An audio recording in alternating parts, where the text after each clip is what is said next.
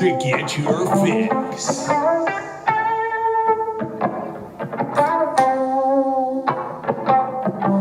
you ready? Are you ready to get your fix? Are you ready? Are you ready to get your fix? Are you ready? Are you ready to get your fix? Are you ready? Are you ready to get your fix? Are you ready? Are you ready to get your fix? Are you ready to get your fix? With the Wicks here on this beautiful Tuesday, May 31st, 2022, and welcome to the show, whether that's on Facebook or on YouTube. If you're on Facebook, do me a favor, hit the like and the share. If you're on YouTube, hit the subscribe. It'd be much, much appreciated. So hopefully you guys had a wonderful Memorial weekend. I know I did myself. Had to work Saturday, then chilled the rest of the night. Sunday, went over to a buddy's house, had a good old little game night. Played this Batman game. It's pretty fun, okay? Pretty fun.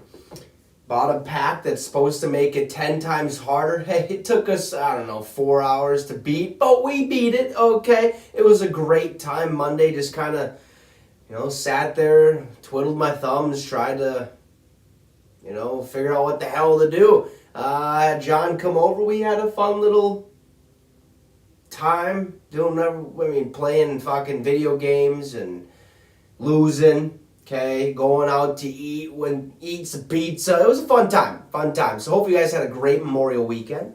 Like I said, I did. So, got some stuff to talk about today. Okay, the NFL has been quite dead for the past, month at least, month and a half, or since the draft took place on April 28th. But we expected that. But today we have quite a bit of stuff to kind of go through. So hopefully you guys are ready to, get your fix in a way. Before we get to all of that, once again, I'd like to reiterate that I will be joining Mark Davison on his Steelers Ironcast, basically talking about ball, okay? Talking about football and how I became a Vikings fan and probably why I'm a Vikings fan and all of the above. It's a 20, 30-minute little interview that I'll be doing with him. So if you guys would like to join me or listen in, that'd be awesome. We'll figure out the details of that here coming during this week at some point. But until then, hey, we'll just enjoy the time being. So with that being said, are you ready to get your fix? So before we start off with the news around the NFL, a big piece of news came out yesterday morning. And, it kind of reiterates or what I've been saying the last couple days, or last week basically, is be safe out there, make the right choices, and don't take any day for granted. Yesterday morning, Cardinals cornerback, former Vikings corner or defensive back, Jeff Gladney was killed in a car accident. He was the 31st overall pick in 2020 from the Minnesota Vikings. And ended up having a short stint, went to Arizona last year, didn't really do too much, but just a sad overall Memorial Day for a lot of people around the NFL, right? A Chris Boyd, a Cam Dancer, people that have played with him in the past. It's just a tragic event. You don't wish it upon anybody. It does happen. It's part of life, but at the same time, it is, what it is. But he did die. He passed. I think he was pronounced dead on the scene. So just a sad day, a tragic day. So a quick moment of silence here for Jeff Gladney.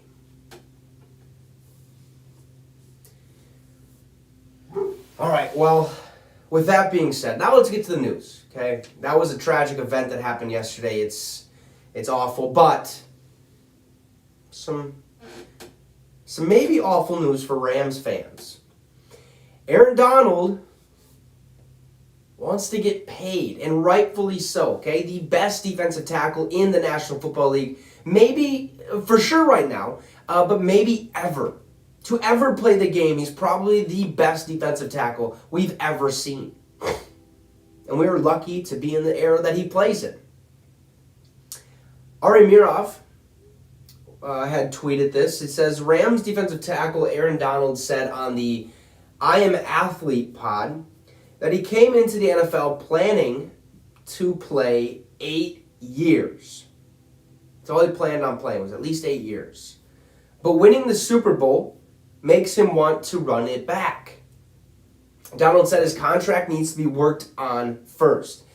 If it's not, then he's at peace with moving on. Take in mind, Aaron Donald is due to make $14.25 million for this upcoming season. Top defensive players are making way over $20 million. You look at T.J. Watt, Minkah Fitzpatrick, all these, Denzel Ward, Jareer Alexander just got paid. These top defensive players are getting a lot of money, but for some reason, Aaron Donald has been kind of left out of the mix of it. And when you look at who the best players are in the National Football League, or take it for instance, the top 100 players list that is voted on by players in the National Football League, in the top 3, if not the top name, is always Aaron Donald.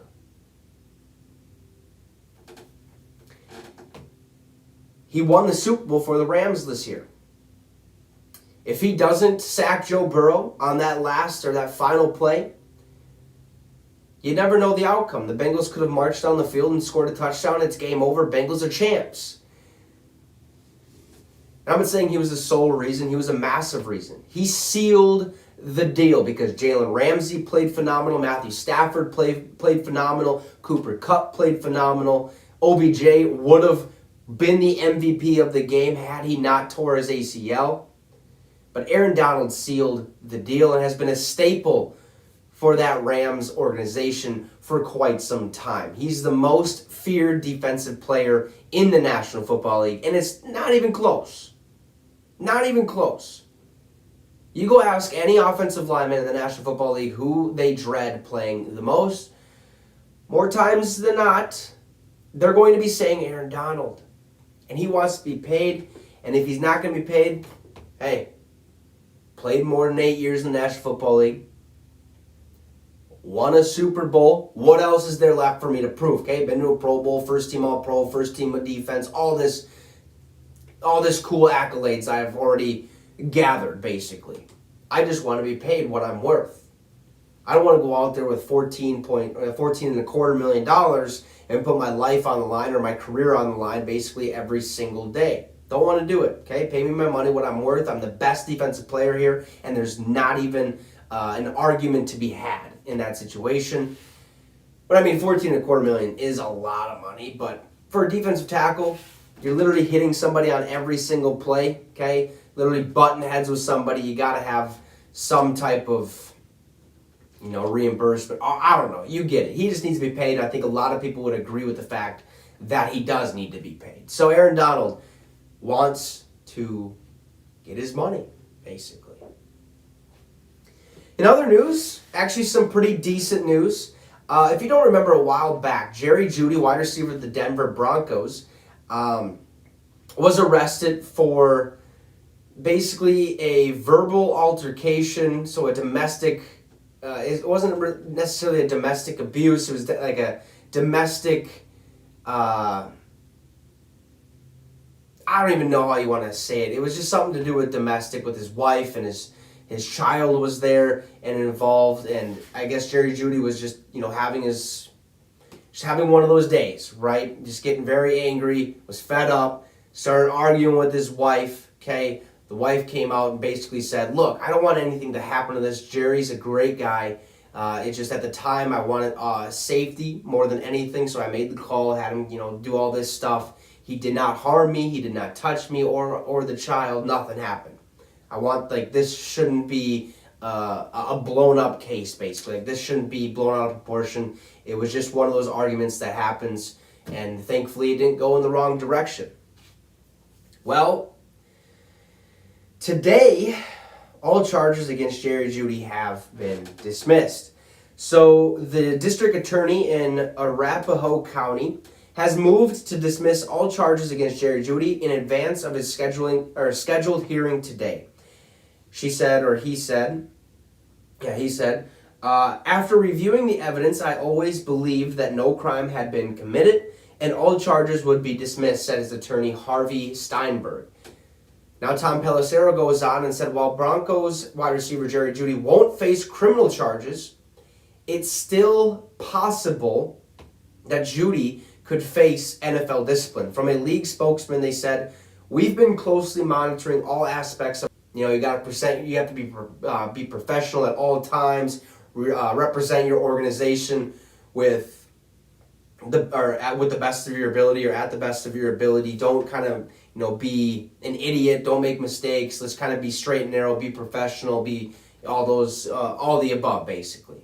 So he could still be suspended. The judge actually ended up dismissing the charges against him, basically stating that there really wasn't any evidence, I guess, to a criminal matter or anything like that. I can go find it real quick right now. It said, a judge has now signed off on the district attorney's motion to dismiss charges against wide receiver Jerry Jeudy. Case closed. So basically didn't say anything other than that. But just know Jerry Jeudy, his case has been dismissed.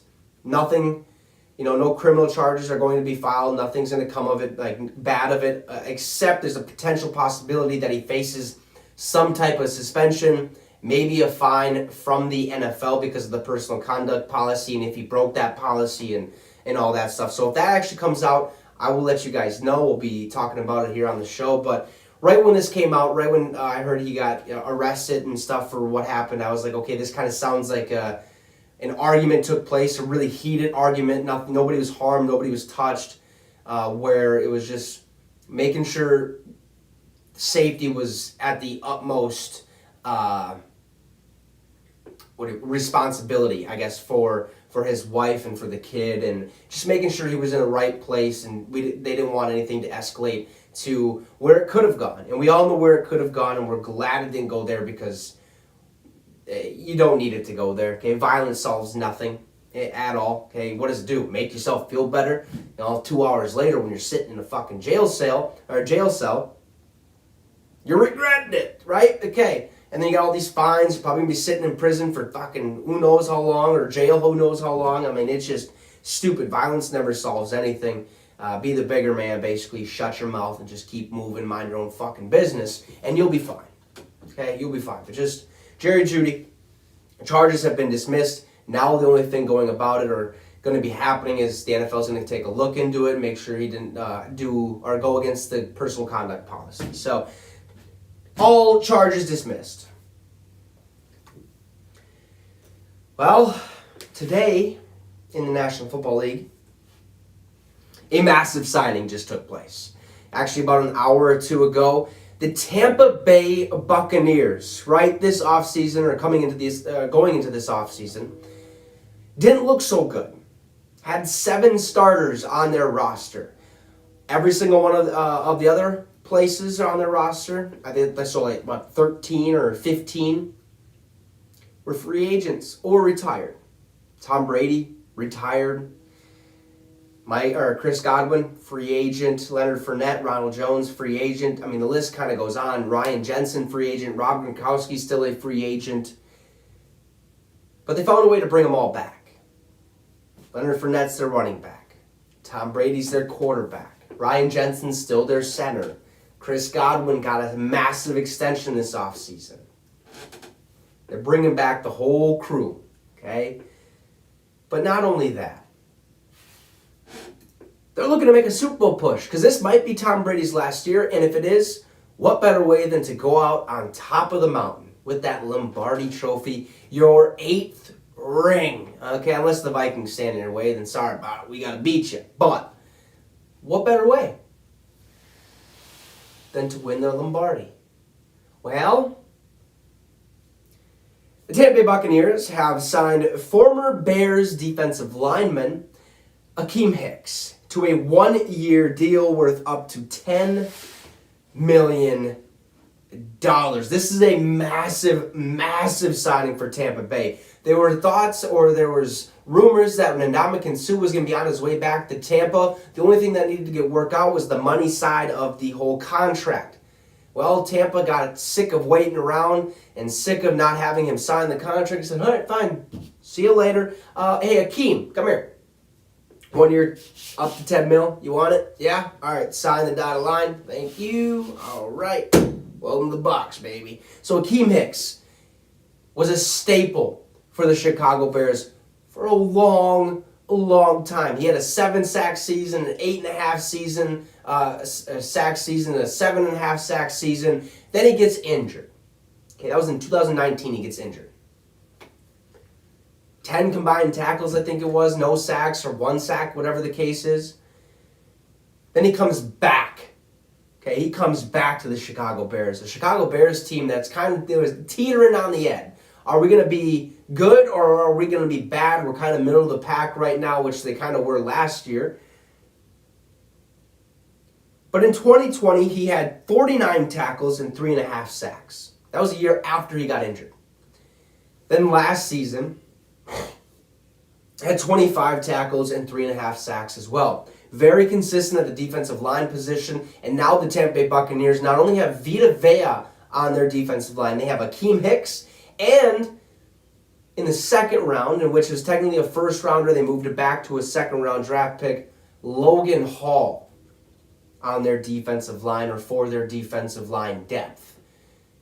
They got a lot of big boys up front, and we already know how hard it was to run up the middle against the Tampa Bay Buccaneers because of old buddy Vita Vea up front. I mean, when he was in the game, you might as well just add negative yards to the 1st and 10, okay? If it's 1st and 10, it's more like going to be fucking 2nd and 12, 2nd and 15, maybe 2nd and 9. That's a very far-fetched idea, but it could happen. But you're not going to get any yards running up the middle, and with signing Akeem Hicks, you're definitely not going to get any yards running up the middle, okay? Me and John talked about this yesterday with the Green Bay Packers while we were doing our own thing. The Green Bay Packers, okay, Kenny Clark.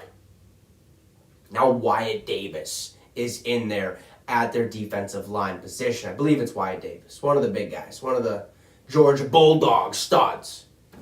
Good luck fucking running up the middle. It's hard. It's going to be so hard. And I think defenses are kind of realizing that, hey, like I've always said, the run game, if you establish your run game, it makes you a two-dimensional offense. Okay, you can run, you can pass, but if you can't establish a run game, it only leaves you to try to open up the passing game. Okay, that makes you a one-dimensional offense. If you can't get either going, hey, you're fucked, basically, plain and simple. And teams or defenses are realizing, hey, let's get 2 big guys up front, help protect the middle, help take the pressure off our linebackers who have to, blitz the A gap, B gap, C gap. We don't have to blitz as often because obviously those 2 guys up front are going to plug the holes. And if we do blitz, we only have to send 1, maybe at a time, or we can send the safety from the backside or around the edge and make him, cause a little chaos in the backfield for the quarterback and the running back. It helps out the overall outcome of the game. Helps you, helps your defense just be better off in the end of things. And I think it also helps, stay healthy. You don't have a running back running full steam 20 yards down the field, having a head-on collision with a safety or a corner or a linebacker 10 yards down the field, whatever the case may be. You don't have these collisions. So now you have to bounce it outside, and now you have to try to make the corners miss, make the linebackers miss, and you have to be elusive. Okay, you have to be quick on your feet. You have to give them that 1-2, make them fall out of their shoes, basically, type of thing. So defenses are realizing, hey, let's boost that line. Let's make that line as big as possible, as tough as possible, and make it hard for a Derrick Henry to run right up the gut. Because we all know if he runs right up the gut, we don't have a good 1-2 punch up there. He could go. Okay, he could touchdown, 20 yards, 10 yards, whatever the case may be. We got to stop that from happening. Teams are realizing that, and the Tampa Bay Buccaneers are going all in this season, trying to get this motherfucker right here, Tom Brady, okay? Tom Brady, the GOAT, the greatest of all time to ever play in the National Football League. 7 rings, okay? Listen, he's going for his 8th ring this year, whether you like it or not, unless, okay, old fucking Skull is in their way, the Minnesota Vikings. Then we'll just mop the floor with old Tomboy at that point, send him into retirement. How you doing? Keep it moving. Hopefully that, doesn't have to happen. Hopefully they lose a round before the Vikings have to, do their business. But Tom Brady's trying to get his 8th ring. Tampa Bay's all in with him. They're making a push to the Super Bowl and to the top of the mountain, folks. And before we sign off here today, we got a pretty exciting event happening tomorrow. Capital One's The Match is taking place tomorrow. And for those of you that don't know what Capital One's The Match is, they've done a couple of them up to this point. I've explained a couple times now. It's golf, basically. And it's a 2v2. Okay, so the very first one they had was, I think it was Tom Brady and Phil Mickelson versus Peyton Manning and Tiger Woods. And it just gives you, it makes golf more, to me at least, more intriguing to watch. Because you have these conversations, you can hear they're mic'd up on the course, you get to hear them talk about why they hit the ball that way and how to chip it in, and just, all right, it's kind of leaning, the green's leaning a little bit right. Try to hit left, and then it'll curl back in, blah, blah, blah. You can hear those conversations. Then you get to hear the interviews, basically. You get to ask them questions of, what's going to happen this upcoming season. What are they looking forward to? How's the offseason been? Stuff like that. It makes it more viewer-friendly, if you will. It's like watching a live stream during this whole thing. But it's golf. Okay, they'll be playing 13 holes.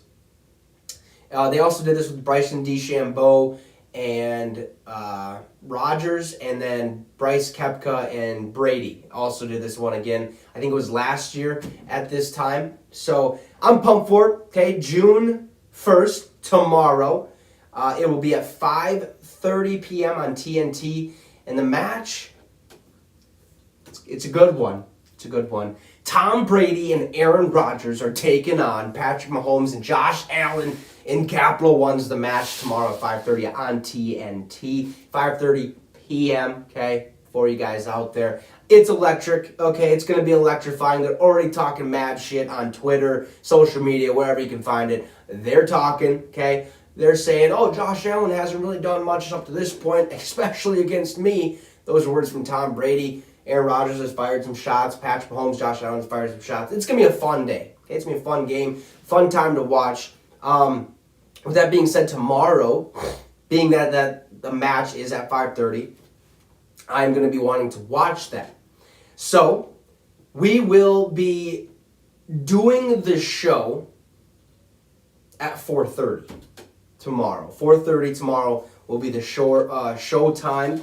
If for some odd reason it gets delayed a little bit, we'll start it at 4:45 so that I have enough time to do the show, get off, turn the match on, and then sit and indulge in that the rest of the evening. And for some reason, if that doesn't work out, but it will work out, we probably won't do the show, but 4:30 or 4:45, I'll keep you guys posted on that.